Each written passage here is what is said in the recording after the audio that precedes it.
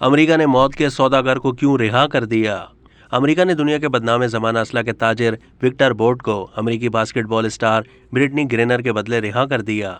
फरवरी 2022 में रूस में खेलकर वापस अमेरिका रवानगी के दौरान ब्रिटनी ग्रेनर को मॉस्को एयरपोर्ट पर गिरफ्तार कर लिया गया था। उन पर इल्ज़ाम ये था कि उनके सामान से मनशियात बरामद हुई है।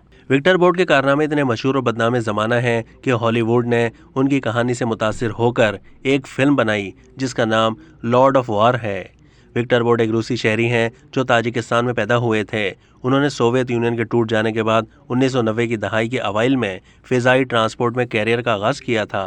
मौत के सौदागर के उन्वान से लिखी गई एक किताब में लिखा गया कि विक्टर बोर्ड ने सोवियत यूनियन के टूट जाने के बाद एयरफील्ड पर खड़े फौजी तैयारों की मदद से अपना कारोबार शुरू किया था।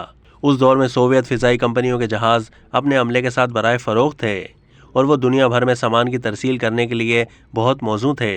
विक्टर बोर्ड अफ्रीका के जंगज़दा इलाकों में हथियारों की तरसील फ्रंट कंपनियों के जरिए करता था।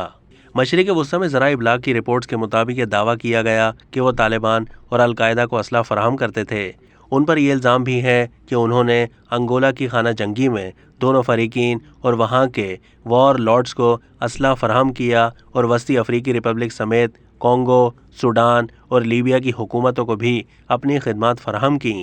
एक इंटरव्यू में विक्टर ने तालिबान या अलकायदा से किसी भी ताल्लुक़ से इनकार किया था, ताहम ये तस्लीम किया कि 1990 में उन्होंने अफ़गानिस्तान में असला पहुँचाया था जो तालिबान के ख़िलाफ़ लड़ने वाले कमांडर्स ने इस्तेमाल किया था।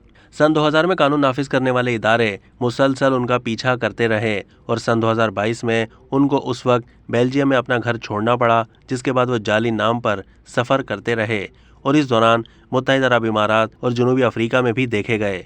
सन 2003 में उनको रूस में देखा गया था। इसी साल बरतानिया के वज़ीर ख़ारजा ने एक रिपोर्ट पढ़ने के बाद विक्टर बोर्ड को मौत का सौदागर का लक़ब दिया था और कहा कि वो मौत का सौदागर है जो मशरिकी यूरोप में बल्गारिया, मोल्डोवा और यूक्रेन से लाइबेरिया और अंगोला तक असला फराहम करने का बड़ा ज़रिया है। अमेरिका भी विक्टर के खिलाफ कार्रवाइयाँ कर रहा था।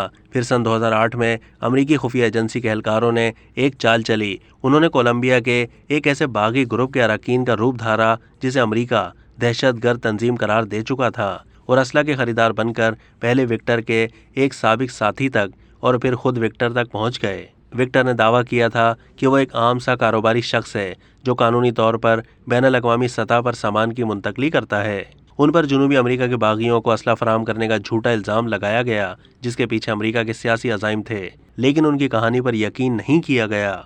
सन 2012 में विक्टर के खिलाफ अमरीकी हुक्काम को कत्ल करने की साजिश करने और एक दहशतगर्द तंजीम को तैयारा शिकन मिसाइल और असला फराहम करने का इल्ज़ाम साबित होने पर अदालत ने विक्टर को 25 साल कैद की सज़ा सुनाई थी, मगर फिर बिलाखिर अमेरिका ने मजबूरन मुबैना मौत के सौदागर को आज़ाद कर दिया।